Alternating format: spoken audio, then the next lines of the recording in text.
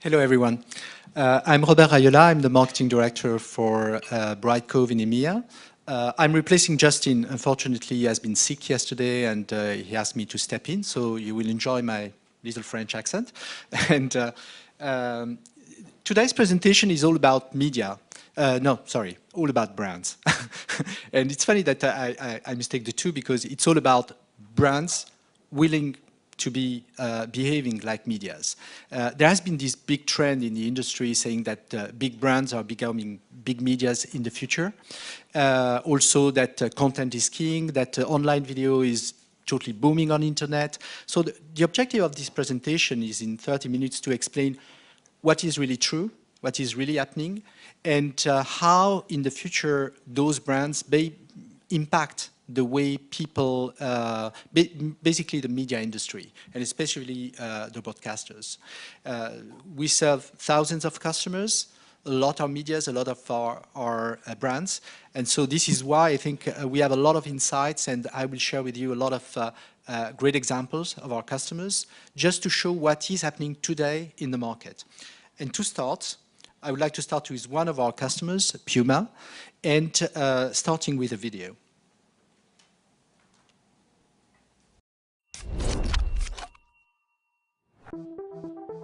There has always been an allure of putting an ad on TV and making sure that a ton of people get to see it.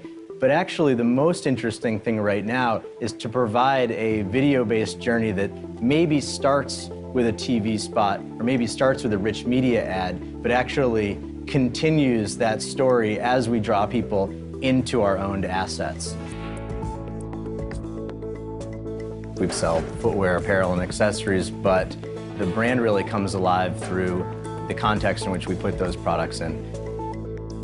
And doing more with video is the place where we like to play the most these days. For the Olympics, Puma had developed an entire brand environment for people to interact with. And there were two significant pieces of live streaming that we did. The first was a fashion show in London that we live streamed the event on Puma.com and Facebook. And at that same day, the products were available on the EU online store. The larger live stream event was simply showcasing what the yard has to offer.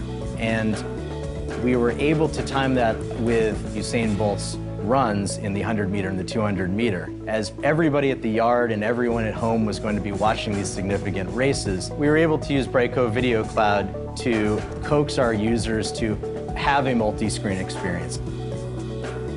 The Brightcove Video Cloud was very clearly the best choice.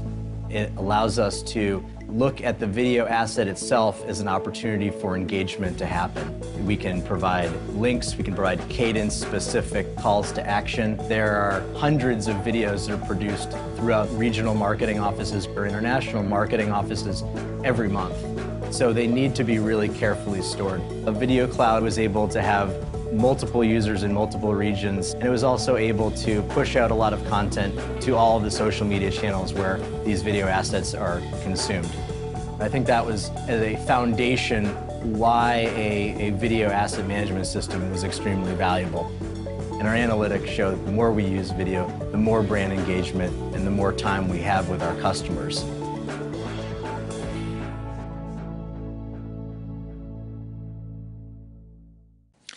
What I like with this example is that Puma is a unique example where this company has been really putting together a complete digital marketing strategy around the use of video. They have been using video to engage with their audience. They have been broadcasting those videos through online channels and social channels. They have been using it not only just for brand awareness, but through all the customer life cycle up to the sales, linking it to the sales website. And this is really what we are witnessing today. The main comment here is that really video and content marketing is totally changing the way companies are using their digital marketing strategy. And when we ask them, what are you expecting in driving more content and developing this online content?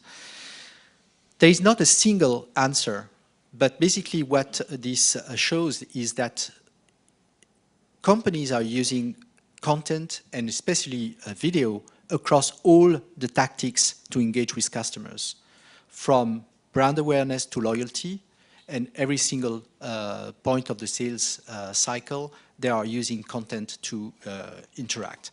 And when we ask them, what is the type of content that is most growing next year? For the last few years, video has been really outpacing all the other kind of tactics that a company is using today on the internet. And so that's really interesting. And what are the reasons? When we try to analyze, a company like Forrester has been trying really to understand why companies are using digital marketing in their digital marketing strategy content and why video, and three key takeaways. The first is that video just works. People love video, and when you use video, people engage with you. The second is that video works always. It means that it's not just for brand awareness, as I already said, but at every step of your online video strategy. And last, it works everywhere, meaning that you can now reach your audience through online video, not only when they are in front of a TV, in front of the computer, but when they move around all day long through the tablets and the mobile phones. And this is really something that is really important, is the fact that you keep the connection with your audience all day long. At Brightcove, we have more than 6,000 customers, and it's funny because the split of those customers is pretty much 50-50. 50% are brands and 50% are media. And last year we streamlined 3.7 billion videos for those companies. So we are in a pretty good position to see what is happening on the market and what our customers are doing with those videos. Every single minute, we have 40 additional hours of video that is uploaded on our system. And so this is incredibly different. Last year I was saying 11 hours. Just to give you, and the year before it was much, much less. So it's the explosion in the last 2 years has been incredible. The first thing to notice is really that there is a convergence in the way the media mix is perceived by the companies. Can you raise the hand? How many of you are savvy with this concept of paid, earned, and owned media? Okay, so very few. So basically in digital marketing, we distinguish these three kinds of medias. Paid is basically advertising. You pay to get your message out. Owned is the channels you own totally. Today, it's usually your website. And earned is what people say about you. So traditionally it was PR. Today it's social media. You understand that with the rise of social media, you cannot just tell your message and wait for the people to understand what they want about and say what they want about you. If you don't express your message yourself on the social networks, people will tell things, good things and bad things about you. So as a company, you have to build your own message and put it on the social networks and always have fresh content on the web and on the social network. And this is why there has been totally a change of mix. So part of the budget that was before going to advertising is shifting in order to fund the development of the content and to fund the push of this content on the social networks. And so this is a very new trend that has been just implemented and that we really consider that in the coming years, more and more companies will take away some of the advertising budget and put it in the development of their own messaging. The main reason why is because they realize that whenever a company meets with a customer, 70% of his mindset and of his choice is already done. So today, when you enter a shop, usually 70% of the customers have already been searching on internet what they want to buy, and they made up their mind both on looking at the content on the internet and on the social networks with the advice and the comments and the recommendations and all this stuff. And so it's very important for the companies to influence that And this is why content is king, and the companies and the brands are investing in their development of their own content. And what we can say is that content is usually now the first sales call. And not only the first sales call, but also the second and the third. And all this introduction explain why brands are becoming publishers in a certain way. The most famous one has been Red Bull. Red Bull is one of our customers. It has been investing for many years in original content. It's very funny because if you go on Red Bull's website, they have a section called Red Bull TV. And on Red Bull TV, it's not a video portal, a traditional video portal. If you look at the way it's presented, they don't talk about videos, they talk about shows here. And they have latest shows and most popular shows. And the way they are presented is, you know, like movies that you can rent. And so they see themselves as really content producers of shows and not a brand that is just developing online video content that they put on a video portal. And they are the most advanced. This year, everybody has heard about the jump of Felix Baumgartner. This has been incredibly successful.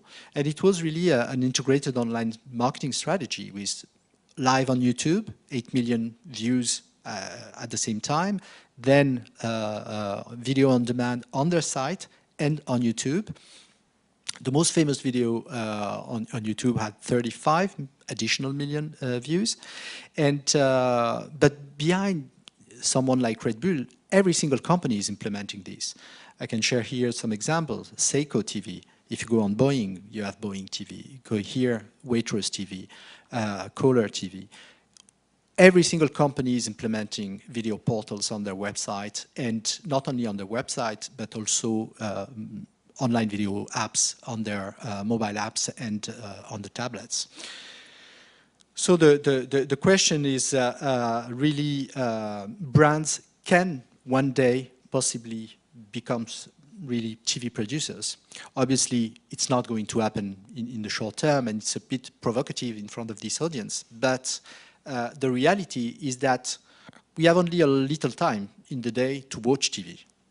And so if I'm grabbed by my mobile phone, I'm grabbed by my computer, and all these devices, they grab my attention because video is very strong. Obviously, it's at the detriment of TV.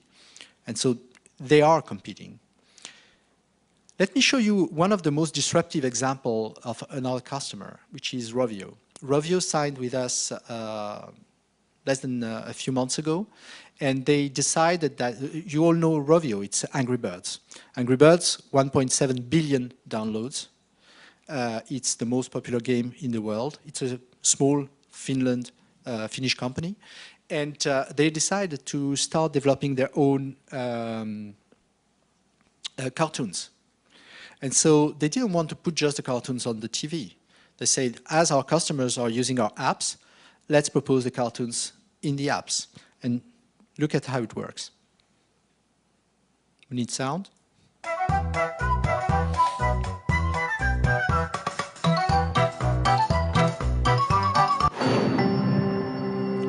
So when people connect on the app, they get access to a portal where they can see every week there is the publication of a new cartoon. They can select the cartoon and look at it.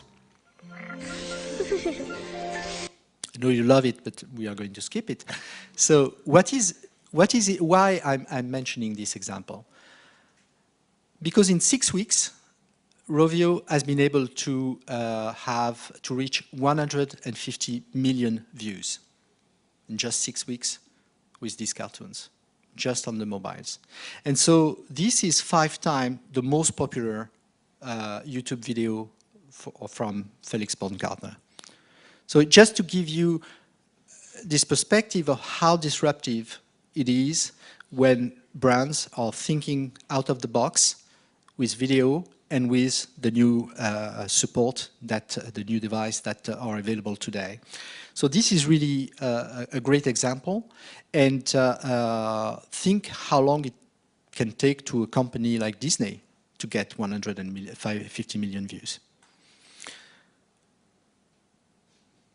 Then next point is really that content connects. We have seen in the example with Puma that during the London Olympics, they have been very clever in tying online and offline and tying this with their website. And they are not the only one. In the fashion industry today, every single brand is doing live events when they do the fashion shows. One of the most interesting from our customers has been this year Hugo Boss. Hugo Boss has been doing the fashion show in Beijing, but in the previous weeks all around the world, if you go in a shop from Hugo Boss, you can take 3D glasses, free 3D glasses, with the address of the website and so on, where you can see live 2D or 3D fashion show the day of the event. And so this is another very interesting example of linking offline and online and using online video to really generate a buzz and excitement across the digital marketing strategy. And last probably is that video converts. And let's take a very simple example. If I go on Amazon today and I type bottle of water, I get, I don't know, I can't read because it's way too small, but somewhere it's written 200 and something thousand items. How do I choose? How do I get what I should buy and so on? So let me share with you what Joyous in the US has been doing and the way they use video to drive more sales.